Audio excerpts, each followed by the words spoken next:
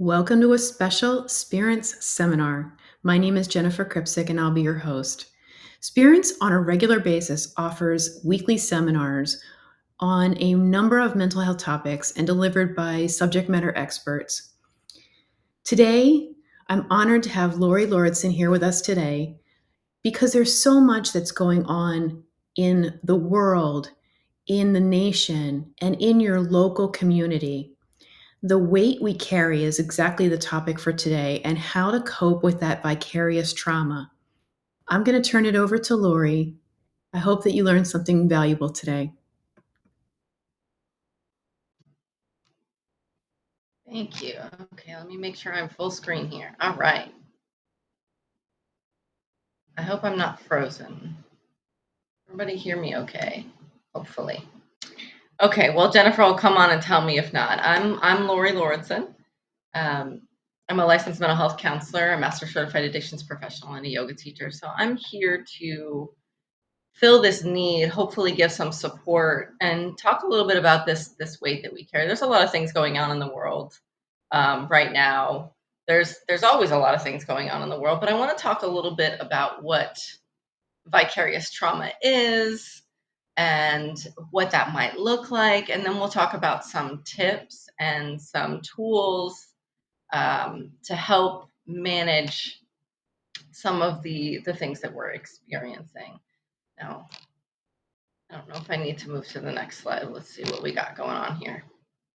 Okay, well, we'll leave this picture and talk a little bit about vicarious trauma. So trauma in general is about experiencing something where you feel like your life is at risk. I'm not going to give you the textbook definition, but there's some level of risk of life and limb or fear of risk of life and limb, regardless of whether it's real or perceived danger. So there's that real or perceived danger that can create that feels traumatic for us, right? That feels scary in some way, shape, or form. It can create wounds in us, sometimes little, sometimes bigger, sometimes things that continue to follow us. And vicarious trauma is really more about what we're seeing in other people. And especially if you have a strong sense of empathy and really are emotionally connected, even if you're not, but if you're really emotionally sensitive and connected, you might experience that a little bit more. So this is pretty common in healers, in first responders, therapists, medical professionals. But with things that have been going on in the world, this is actually can affect everyone, right? And another thing to think about when you think about vicarious trauma or, experiencing feelings and sensations and thoughts and things like that that are from seeing other people experiencing something challenging or fearful um, can show up in many ways, and it can also bring up things that have happened to you in the past. So I really wanted to point that out.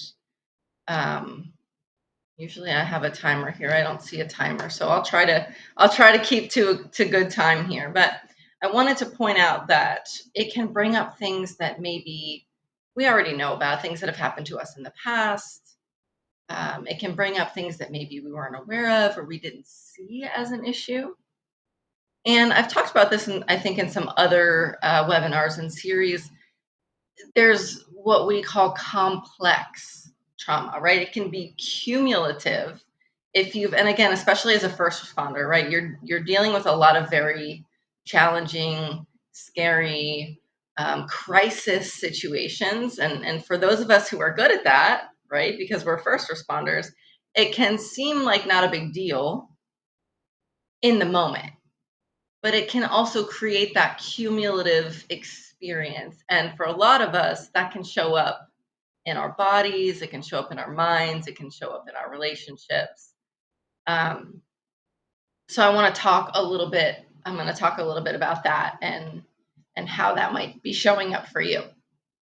So again, that vicarious trauma is about us experiencing or empathizing with or even feeling like we're in the shoes of someone else who is experiencing a traumatic situation, whether it's has anything to do with us or not, whether we've had any similar experience or not.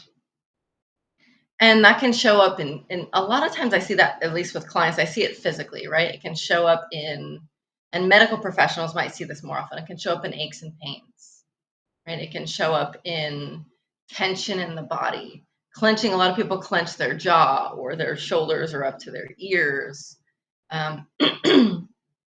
It can any kind of myriad of symptoms, and a lot of times in the heart, in the gut, right? Because that's where we kind of hold some of that energy physically. As far as emotionally, right? We can be more irritable. Um, we can have reactions that don't make sense. We can, and this is an emotional and physical, we can have like a physical response to something, right? Maybe you get goosebumps or you start to have anxiety, that can look like heart palpitations, or it can look like getting sweaty or tingling or hot, right? There's so many. I'm trying to see if I can think of, the ones that are most common for those that I've seen experience this. And myself, of course, as a first responder, as a therapist.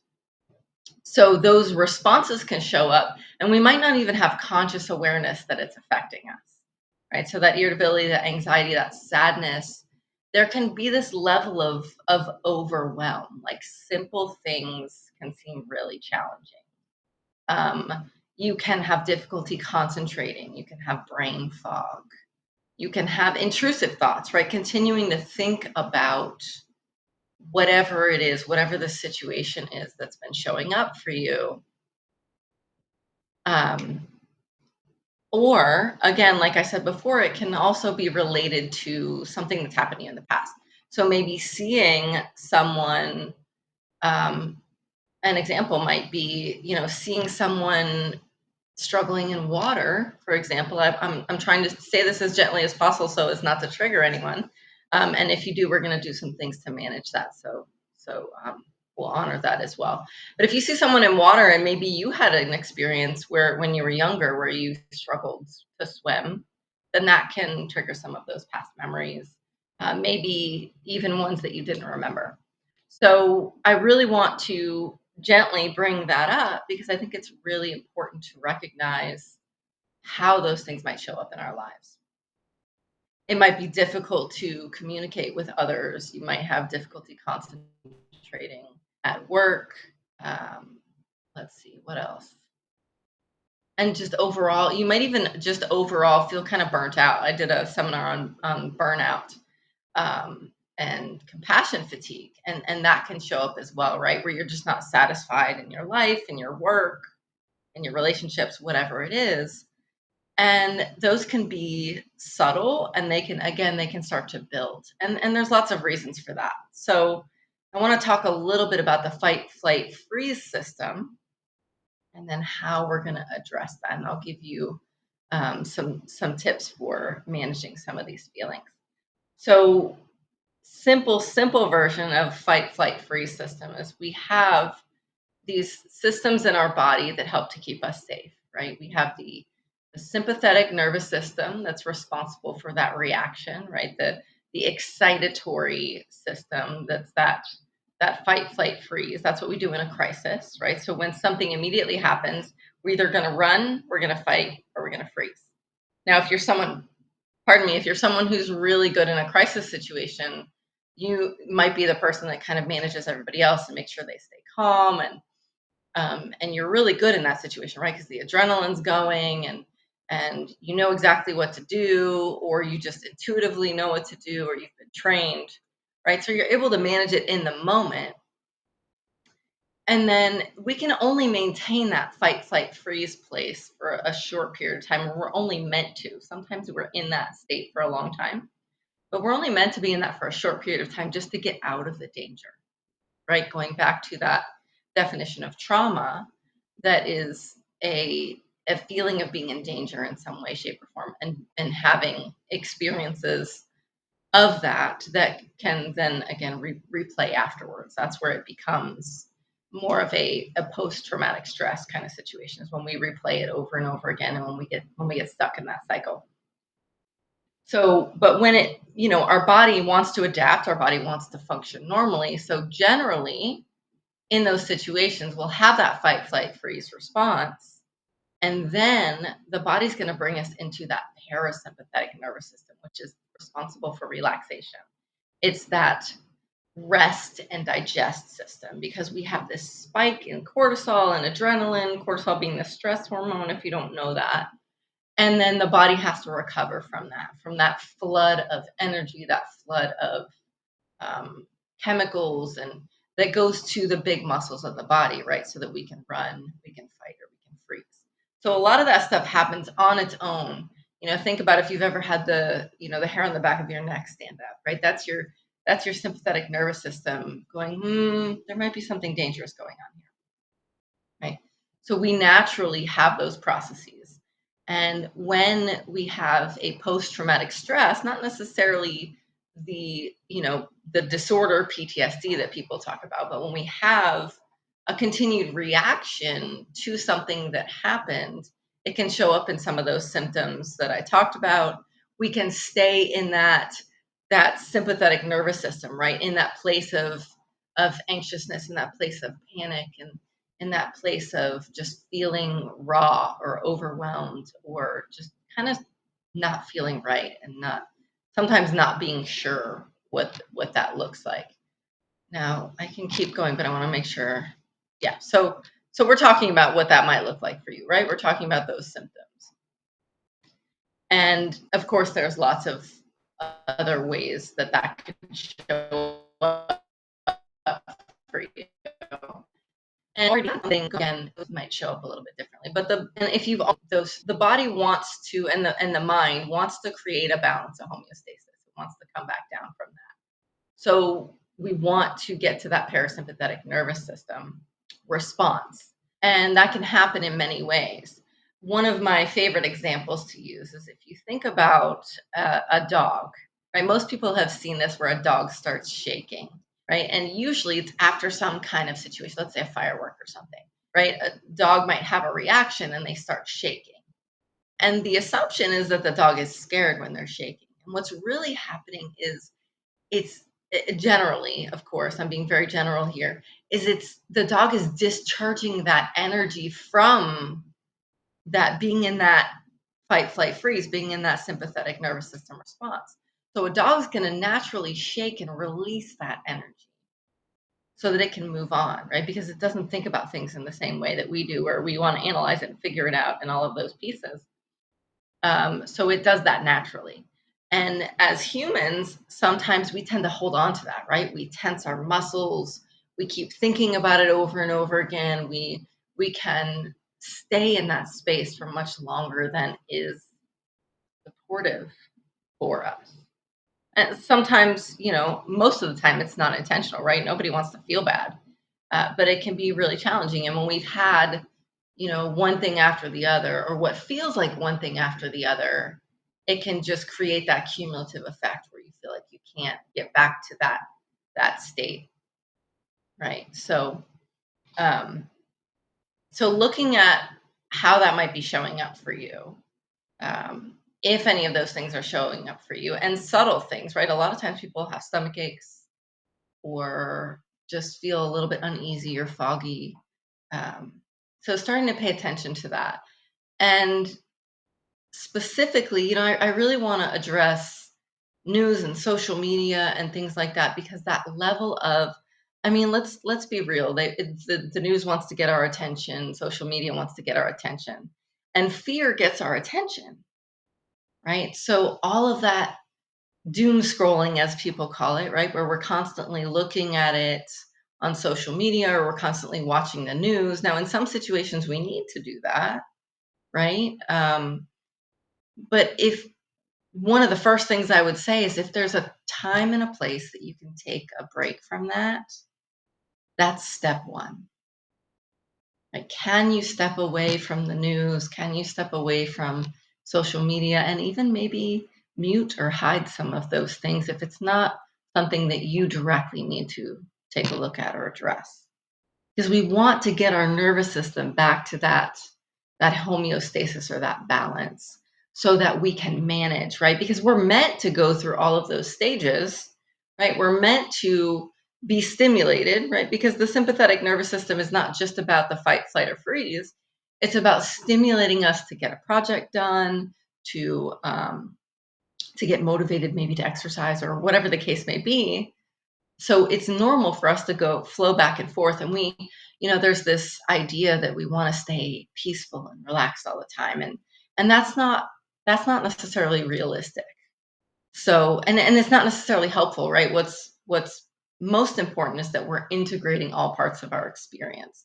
And when I talk about trauma treatment and trauma healing, that's really what healing looks like, is can we integrate all parts of our experience? So in moving into, I think the next one talks about tips. Okay, good. Um, in moving into what can we do about that? So in critical incident debriefing, whenever there's something that can be felt as traumatic, or that it directly affects us, or that affects someone that we know, or affects the world, right, in ways that we've seen, one of the first things that we want to do is process through it as quickly as possible. And we do that by looking at the facts of the situation. We do that by looking at how you felt. What are the thoughts that are showing up? Um, and what are the sensations in the body, right? In a safe environment, and again, critical incident debriefing is usually with a trained professional that's going to help to guide that conversation, where we talk about some of the things that we just did, right? Some of the symptoms that can show up, what's normal. There can also be a higher incidence of substance use and ways of numbing, right? Whether it's numbing by just shutting down emotionally, because that's that freeze, or numbing by using substances. So I wanted to kind of put that out there because that can be common, and it also just prolongs the process.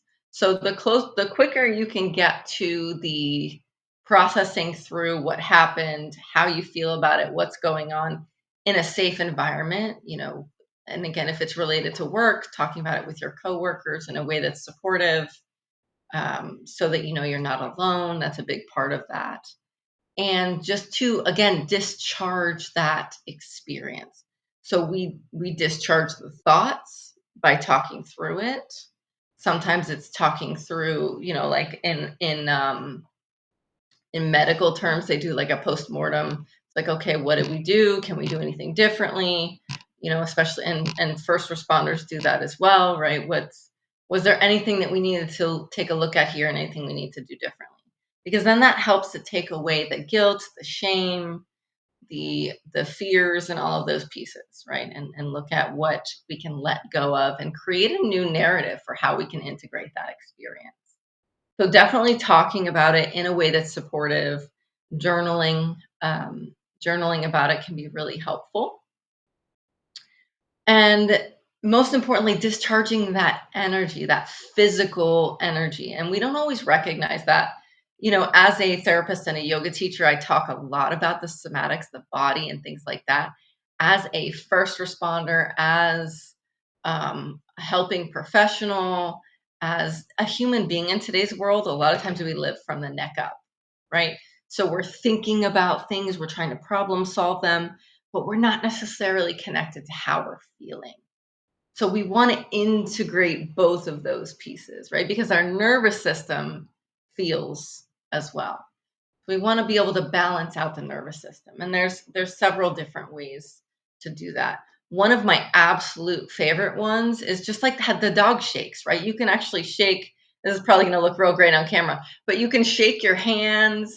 You can, shake your whole body. You can stand up and do like full body swings, which is hard to see on this camera. So I'm not going to do that for you right now. But if you just stand up and kind of swing from side to side, and if you're with me, maybe you can do that right now, or you can go back to this. Hopefully we'll have this recorded so you can go back to it if you'd like to try. And as you swing to the left, maybe you lift the right or the left, depending on how you're looking at it from the screen. you lift the opposite foot, right? And then as you swing in the other direction, you lift the opposite foot, and let those swings just be natural, right? And create that movement again to release that energy. One of my other favorite tools related to that shaking, releasing is called bouncing. Now, bouncing is another one that's, if you're really keyed up, doing it standing is probably the most helpful. And again, that's challenging for me to show you in this position, but I'm going to talk you through it and I'm going to show you how to do it seated. So, super simple. You just stand up, bend your knees just a little bit, and then just bounce up and down, right? Let your arms hang, bounce up and down. You might feel a little silly at first, right? And doing that for a couple minutes, again, because we're moving those big muscles of the body. So when we move those big muscles of the body, we release that energy, all those chemicals that moved from the core of the body to the extremities so that we can keep ourselves safe, so that we can run, we can fight, or we can freeze. So to release that energy, we do that bouncing. It can be done seated. You can do that with me if you want. You can place the hands on the knees and then just kind of rock from side to side. And initially, you want it to be a little bit more vigorous. I have arms on my chair, so I can't go too far. But you want that rocking to be leaning from one side to the other. You can even close your eyes if you'd like. I hope I don't make you dizzy doing it fast on camera. But, think about doing that for a few moments and then just breathe.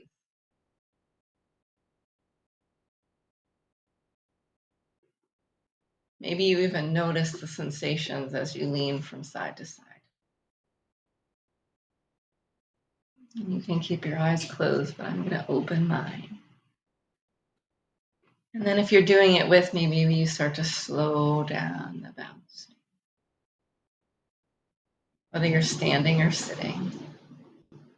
And then finding your center.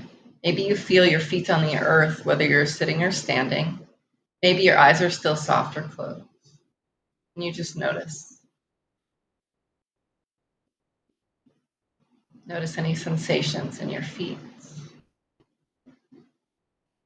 hands, maybe your face.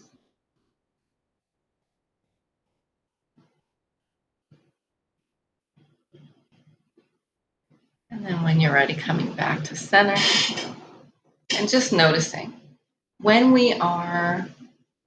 it's just one situation, sometimes one very brief practice can make a huge difference. When it's a cumulative situation or it's something that's been going on for a little while, sometimes we need a little bit more. That's like the difference between waiting till we're having a full-on panic attack to do deep breathing versus, okay, I'm feeling a little bit anxious right here, so I want to take some breaths. Right, so perhaps you even do that. One of the most simple breaths. A lot of people like to teach box breathing. My brain has a hard time with box breathing, but if that works for you, that's just inhaling for a count of 4, hold for a count of 4, exhale for a count of 4, and hold for a count of 4. And for some people, that can be really challenging also because of holding the breath can create that sense of anxiety. So, whatever tool works for you, we're going to do a basic, simple breathing, 3-part breath. In a yogic practice is what it's called. But really, you're just breathing in, filling your belly, filling your lungs. And on the exhale, you open mouth, sigh.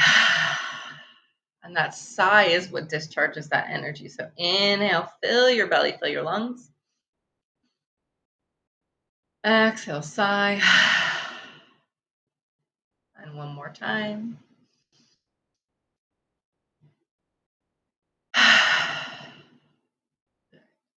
And just taking a moment to check in. Again, you can do that as many times as you like.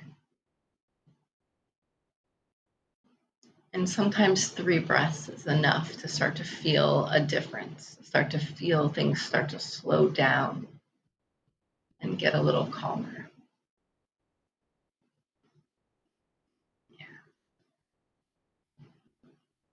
So I like to take that pause there to allow for that space in between the moments, because that's what we are creating when we're present, when we're mindful. And that allows us the opportunity to shift from where we are.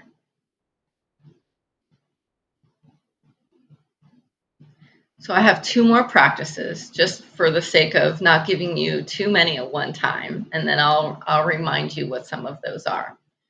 So our vagus nerve is it's really a bundle of nerves, but it's that biggest nerve in the body that connects and stimulates the parasympathetic nervous system. And there's lots of ways to stimulate that. And when I say stimulate, it's to create that relaxation response, right? But one of the most powerful ways to do that is sound. Sound outside of you. That's why a lot of people like to listen to music, right? Because it can be very calming. Sound outside of you is great. If you've ever done sound healing where they play the crystal bowls, if that's something that you're interested in, that can be really powerful. But what's even more powerful is when you create your own sound. So I am going to ask you to try something a little different, and it might be a little strange for some of you, but it's a super simple practice that can very quickly shift you from that anxious state, that hypervigilant, focused, nervous energy to a calmer state very, very quickly. And it's called bee breath. Again, this is a yogic practice, but it doesn't matter what you call it. You're just humming. Okay. So I'm going to give you the simple version of that. All we're going to do is stick our tongue to the roof of the mouth, and we're going to do 3 because we like 3s. So we'll take a nice deep breath in together, fill the belly, fill the lungs. And on the exhale, you make the sound NG like a bee. All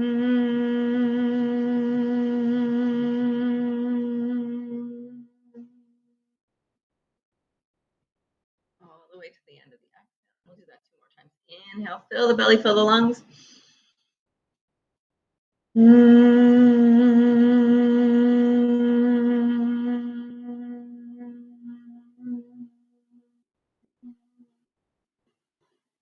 one more time, deep breath in. Tongue to the roof of the mouth, NG.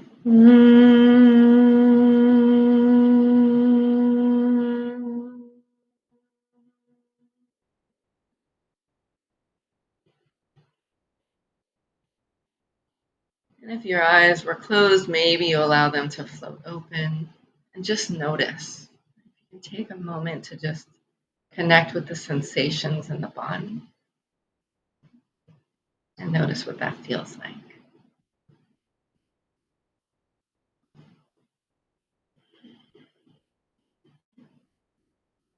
Good. And then for our final practice, we're going to do a little tapping, what we call resource tapping in EMDR, which is a trauma treatment. So there's lots of ways to do that. I'm going to have you place your hands on your chest, almost like you're giving yourself a hug. And you can just simply tap one hand at a time, nice and slow, and just feel what that feels like, feeling the sensations of the hands tapping on either side of the chest. Or you can even bring it more to the arms. And if you'd like, you can connect an affirmation, a kind word to yourself. It might be something as simple as, I am here now, to bring you to the present. I am here now.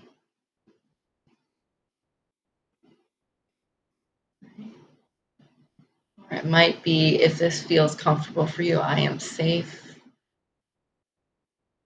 I am secure. Or whatever comforting statement feels good for you. And then pausing and taking a breath. Perhaps you connect with a feeling of being at peace or calm or safe, right? For some people, that's a challenge, but maybe safe or secure. And just breathe that in. If it feels good, you can keep tapping that. Super, super simple. And when you're ready, you can release the hands. So again, just to kind of wrap up this whole experience and this understanding, we can have vicarious trauma, or even if we haven't experienced something that we consider traumatic or scary or life um, altering, or putting yourself in danger or being in danger of in some way life or limb. And we can also have those experiences ourselves. And then when we have those experiences and then we see something that's scary, even if it has nothing to do with us, even if it's on TV, whatever it is, it can affect us. And we can have all those different mental, physical, emotional symptoms. They can be subtle or they can be pretty strong.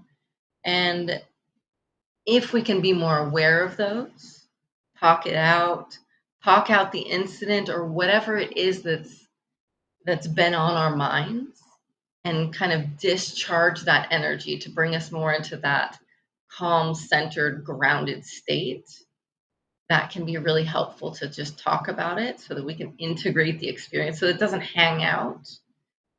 And then when we find ourselves having those symptoms and those experiences, there are several different ways that we can ground ourselves. So we can discharge that energy through shaking, through bouncing, even bringing the shoulders up to the ears, which I didn't mention, or full body tension and release.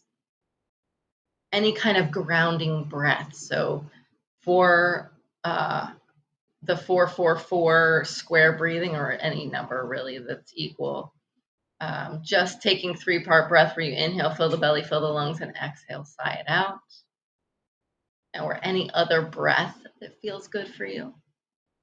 B breath, which is creating that sound, or just humming if you remember nothing else, because it vibrates the throat, the chest, and stimulates that vagus nerve. And then finally, if you need a little bit more support, then certainly reach out, speak to a professional, ask for some coaching, talk to your peers and loved ones, so that, because sometimes you don't recognize those things until somebody else points it out. Oh yeah, and that final, I forgot to talk about tapping again. So tapping is that fourth tip that can be so super helpful and super simple. And if you need more on these particular strategies, or if you need to read more, there are also some other videos, right, that talk about those. And of course, there's lots of wonderful things that we can do with Spirence, and reach out for that support in some way, shape, or form. So I know that was a whirlwind. It was a lot of stuff in a short period of time, but I really hope that you can take something from that with you to support you. And if nothing else, take that you're not alone, and it's okay to talk about it and reach out for help. Lori, thank you so much. You have provided our audience with amazing information today, and I greatly appreciate it. If anyone would like to reach out to us at Spirence, please do. We thank you so much for coming and joining us today, and hopefully you have those skills now that you can release that vicarious trauma. Thank you, Lori. Thank you, everyone. Welcome. Thank you.